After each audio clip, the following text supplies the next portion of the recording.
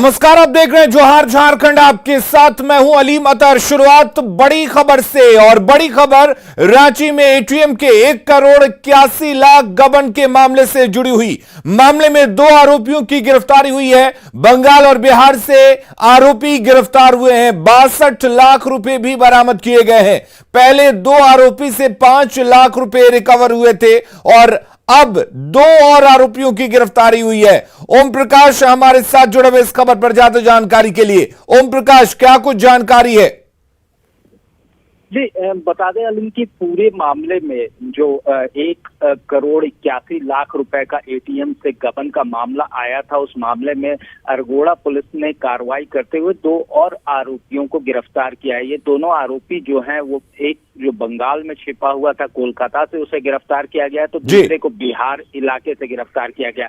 पूरे मामले में एक बात जो स्पष्ट रूप से इस जांच में शामिल हुई है कि ये दोनों जो हैं ये ऑनलाइन जुए, जो कि इंटरनेशनल कनेक्शन है दुबई से के ऐप में, जो जुए के ऐप है उसमें पैसा इन्वेस्ट किए हुए थे, जिसमें से 60 लाख रुपए उसी ऑनलाइन जुए में ऐप में इस्तेमाल हुए थे। इससे पहले भी इस मामले में 2 अन्य आरोपियों को गिरफ्तार किया गया था और कहीं ना कहीं इसके पूरे कांड का उद्भेदन हुआ था, लेकिन 2 आरोपी जो कि कस्टोडियन थे इस मामले में, उनकी गिरफ्तारी हुई है और कहीं ना कहीं अब इस केस का पूरी तरह से खुलासा होता हुआ नजर आ रहा है। जी ओम प्रकाश, आपसे जानना चाहेंगे बाकी के पैसे के रिकवरी को लेकर पुलिस क्या कुछ कह रही है? जी जो 60 लाख रुपए इनके पास से पूर्व में इनके द्वारा जो है वो इन्वेस्ट किए गए थे। ऑनलाइन जुए का ऐप था जो कि दुबई से संचालित होता है, उससे दिल्ली की एक जो आरोपी है उसके द्वारा उसे इन्वेस्ट किया गया था। उसकी रिकवरी थोड़ी मुश्किल हो रही है, लेकिन पुलिस उसके भी प्रयास में जुटी हुई है।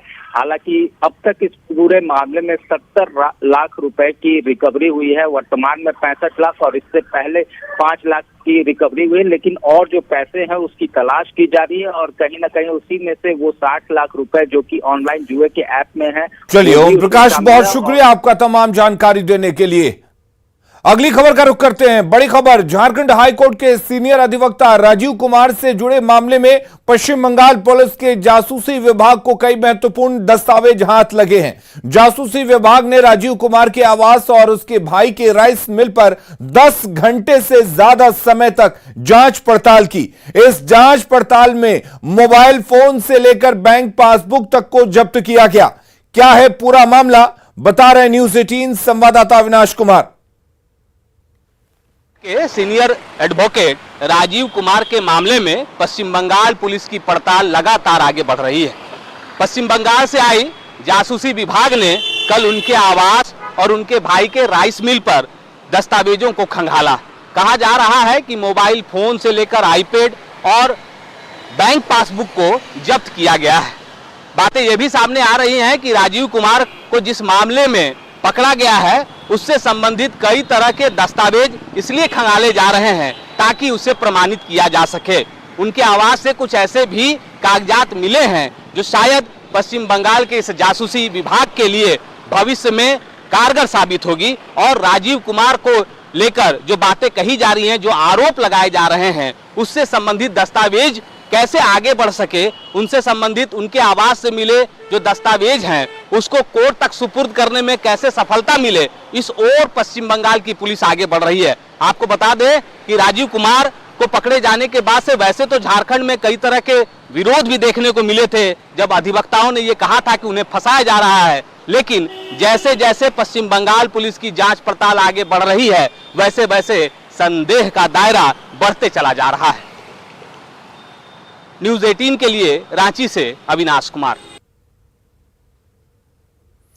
और चलिए अब जान लेते हैं कि राजीव कुमार के मामले में अब तक क्या कुछ हुआ।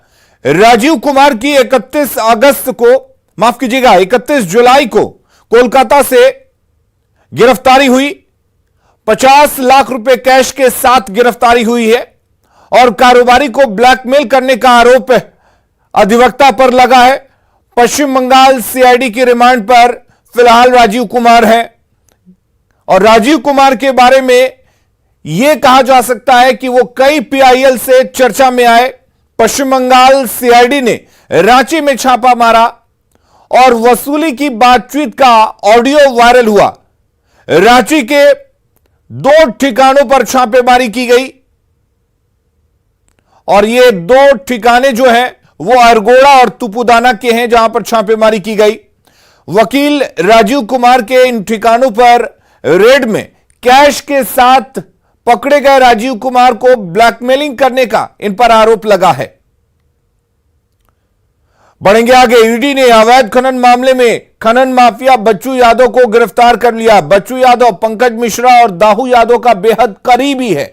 उन्हीं के इशारों पर बच्चू यादव गंगा नदी में चलने वाले जहाज का टेंडर मैनेज करता था। यही नहीं, सरकारी बाबुओं को डराता भी था। साहिबगंज में केंद्र सरकार के कई प्रोजेक्ट चल रहे हैं, पर बच्चू यादव के डर से अवैध खनन और मनी लॉन्ड्रिंग का धंधा बेरोक टोक चलता था। बच्चू यादव पर कई महिलाओं पर अत्याचार का भी आरोप है, पर राजनीतिक कनेक्शन के डर से किसी ने आवाज बुलंद नहीं करने की हिम्मत की। और ज्यादा जानकारी दे रहे हैं न्यूज 18 संवाददाता शंकर आनंद। झारखंड में अवैध तौर पर माइनिंग से जुड़े मामले में और जिस तरह से इस मामले में साहिबगंज टेंडर घोटाला मामले में केंद्रीय जांच एजेंसी ईडी ने एक बड़ी कार्रवाई को अंजाम देते हुए बच्चू यादव नाम के एक अपराधी को गिरफ्तार किया है। बच्चू यादव की अगर बात करें तो पंकज मिश्रा का ये काफी करीबी माना जाता है। पंकज मिश्रा के साथ साथ बाहुबली दाहू यादव जो है उसके साथ में काफी करीबी रिश्ता रहा है। और जिस तरह से इस मामले की पड़ताल ईडी के द्वारा की जा रही थी, इस मामले में बच्चू यादव को पिछले काफी समय से उसको खंगाला जा रहा था, उसको तलाशा जा रहा था, लेकिन वो पिछले कुछ समय से फरार था। और जिस तरह से अगर बात करें साहिबगंज इलाके की बात करें तो साहिबगंज इलाके में जिस तरह से काफी अवैध तौर पर वहां पे माइनिंग की जाती है, जिस तरह से वहां पर अवैध तौर पर जो शिप से काफी माल जो है, जो अवैध तौर पर खनन का जो सामान है उसको कहीं और भी भेजा जाता है, तो इस तमाम मामलों की गंभीरता को देखते हुए पिछले काफी समय से बच्चू यादव को तलाशा जा रहा था। हालांकि इस मामले में जो झारखंड के जो हमारे पुलिस सोर्स बताते हैं कि जिस तरह से बच्चू यादव के खिलाफ आदिवासी महिलाओं के साथ में यौन उत्पीड़न का भी मामला था। हालांकि इस मामले की तफ्तीश वहां की स्थानीय पुलिस कर रही है। तो कहा जा सकता है कि एक तरफ खनन का मामला, इसके साथ साथ जिस तरह से साहिबगंज टेंडर घोटाले को अंजाम दिया गया और जिस तरह से एक बाहुबली के साथ में कनेक्शन रहा है, इन तमाम मामलों की गंभीरता को देखते हुए बच्चू यादव को गिरफ्तार कर लिया गया है। वीडियो जर्नलिस्ट जगदीश गौतम के साथ शंकर आनंद, न्यूज 18, ईडी मुख्यालय, दिल्ली। और जेएमएम महासचिव अभिषेक श्रीवास्तव से आज भी ईडी की पूछताछ रांची के ऑफिस में जारी रहेगी। कल अभिषेक श्रीवास्तव से जांच एजेंसी ने 9 घंटे तक पूछताछ की थी। इस दौरान उनसे अवैध खनन और लीज से जुड़े सवाल किए गए। इससे पहले बुधवार को भी अभिषेक ईडी की ओर से समन जारी होने के बाद जांच एजेंसी के दफ्तर पहुंचे थे, जहां उनसे 9 घंटे तक पूछताछ का दौर चला था। 5 मई को मनरेगा घोटाला में एक्शन के बाद से ईडी की दबिश लगातार बढ़ती जा रही है। पूजा सिंघल और उनके सीए के बाद पंकज मिश्रा से लेकर अभिषेक श्रीवास्तव, पिंटू से भी लगातार सवाल जवाब हो रहे हैं।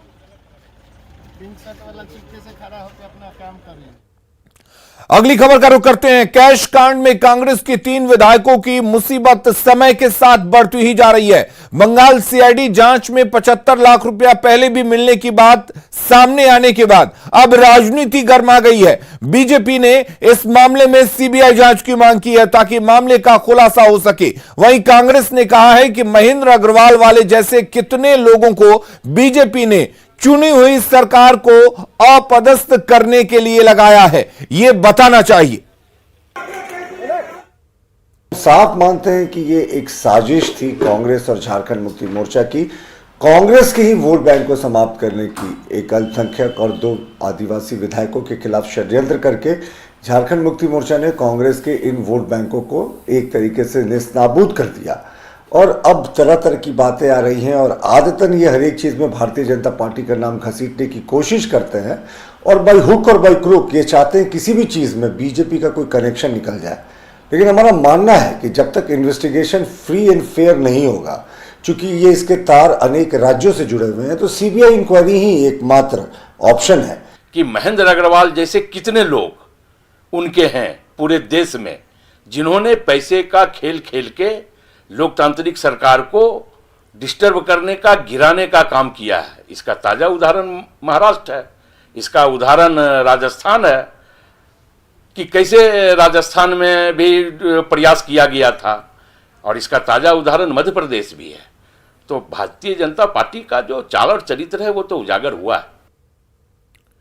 पूर्व सांसद फुरकान अंसारी ने हावड़ा कैश कांड में सस्पेंड विधायक बेटे इरफान अंसारी का फिर से बचाव किया। उन्होंने कांग्रेस विधायक अनूप सिंह पर निशाना साधते हुए कहा कि वही इस मामले के मास्टरमाइंड हैं और खुद बचने के लिए सारा दोष इरफान अंसारी पर मढ़ रहे हैं। उन्होंने कहा कि वे इस मामले में मुख्यमंत्री हेमंत सोरेन से बातचीत करेंगे।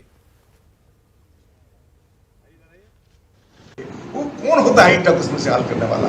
एक मामूली सचिव है वो इंटक के, और झारखंड में 18 को सचिव है। इन्हीं को क्यों इतना परेशानी है? ये सिर्फ अपनी कमजोरी को छिपाने के लिए, अपनी चोरी को छिपाने के लिए, ये गलत काम किए तो छिपाने के लिए सारा आरोप डॉक्टर इरफान के ऊपर मनगढ़ंत उनके माथे पर बेल फोड़ना चाहता है। वो तो नहीं होने देंगे। हम बात करेंगे मुख्यमंत्री जी से। साहिबगंज में बोरियो तीन मुहानी मोड़ से ग्वाला मोड़ की मुख्य सड़क जर्जर है। यहां सड़क पर बने गड्ढे में पानी भरे रहने से गाड़ी चालकों को काफी परेशानी होती है। पथ निर्माण विभाग की ओर से इस रोड की मरम्मत नहीं कराई जा रही है। ऐसे में जर्जर सड़क की वजह से बाइक के साथ ही बड़ी गाड़ियां भी हादसे की शिकार हो रही हैं। लोगों को जहां बैंक पहुंचने में परेशानी होती है, वहीं दुकानों के आगे बने बड़े बड़े गड्ढों से दुकानदारों का कारोबार भी प्रभावित होता है।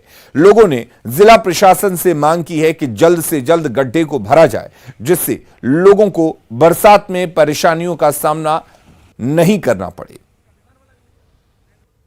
ये जो बरसात के कारण जो गड्ढा हुआ है इस रोड में, ये बहुत ही दुर्घटना का आमंत्रण दे रही है और इस दुर्घटना से शायद कहीं का जान भी जा सकता है और कुछ भी हो सकता है, पता नहीं क्या होने वाला है। गिरिडीह में मानसून की बेरुखी से किसान परेशान दिख रहे हैं। बारिश नहीं होने से इस बार इलाके में केवल 2.2% ही धान की रोपनी हो सकी है। सावन गुजरने में अभी केवल 6 दिन ही बचे हैं, लेकिन बारिश अब तक नहीं हो सकी है। नदी नाले तालाब सभी सूखे हुए हैं।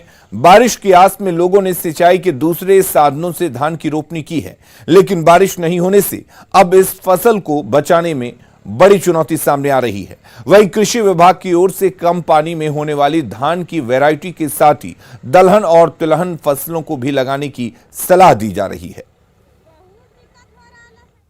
बारिश तो कहाँ हो रहा है? हल्का फुल्का कल बारिश हुआ है तो उससे कोई राहत नहीं मिला। उससे क्या राहत मिलेगा? एक दिन टूटती तो तान जाता है। देखिए नहीं, सब कहाँ पानी है? हल्का फुल्का पड़ेगा तो उसे कुछ नहीं सुन रहा है। मतलब पानी होना चाहिए, तब पानी होना चाहिए। जैसे बरसात रहेगा, जैसा बरसात हो रहा पहले, उसी तरह होगा, तभी नहीं धान रोपाएगा। और अब बात हर घर तिरंगा अभियान की। आजादी के अमृत महोत्सव के तहत हर घर तिरंगा अभियान को लेकर आम लोगों में उत्साह का माहौल है। हर कोई इस अभियान में भागीदार बनना चाहता है। रामगढ़ के प्रधान डाकघर में राष्ट्रीय ध्वज 25 रुपए में उपलब्ध कराया जा रहा है।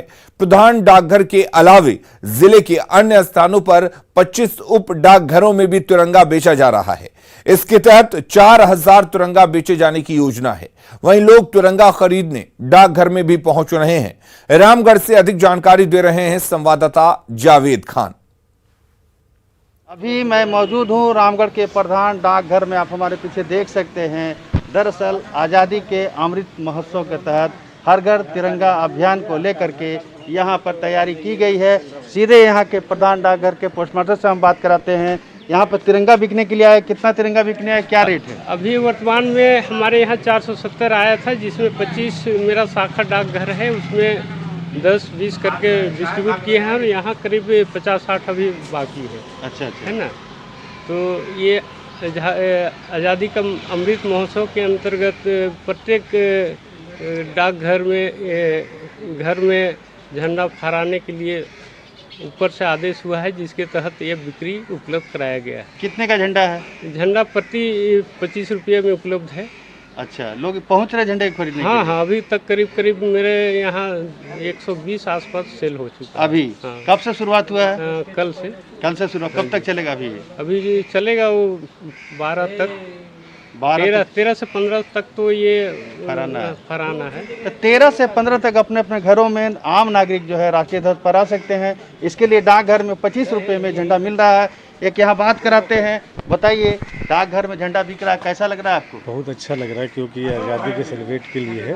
हर घर में जनगणना होना चाहिए और हर घर के लोग को आपस में मिल करके सबके घर में ये कार्यक्रम करना चाहिए। इससे बहुत ही अच्छी सद्भावना जागती है। तो इससे बहुत अच्छी सद्भावना जागती है, राष्ट्रभक्ति जागती है। एक और बात कराते हैं यहाँ पर बात कराते हैं, बताइए कैसा लग रहा है, कैसा अभियान है? हम लोग भी देशभक्ति में हम लोग ये रहते हैं और 15 अगस्त 26 जनवरी को अगर इस तरह का कार्यक्रम हो रहा है तो बहुत अच्छा हो रहा है। अच्छा। हम लोग भी लगाएंगे झंडा 13 तारीख को। घर पर लगाइएगा? जी जी एकदम लगाएंगे। तो अपने अपने घरों पर झंडा जरूर लगाएं और हो सके तो डाकघर से खरीदे और अपने अपने घरों पर झंडा लगा करके राष्ट्रभक्ति देशभक्ति का परिचय दे, क्योंकि हमारे आन बान और शान का प्रतीक है राष्ट्रीय ध्वज तिरंगा। ऐसे में डाकघर की यह पहल जो है नागरिकों को काफ़ी भा रही है। लोग बड़ी संख्या में यहाँ तिरंगा खरीदने के लिए पहुँच रहे हैं। जावेद खान, न्यूज़ 18 रामगढ़। देवघर में बरनवाल महिला समिति की ओर से हरतालिका तीज महोत्सव धूमधाम से आयोजित किया गया। शांति कोठी में आयोजित समारोह में समिति के सदस्यों की ओर से हरे रंग का परिधान पहनकर हरियाली का संदेश दिया गया। इस मौके पर गीत संगीत और नृत्य का भी कार्यक्रम आयोजित किया गया, जिसमें बरनवाल समाज की महिलाओं ने भाग लिया।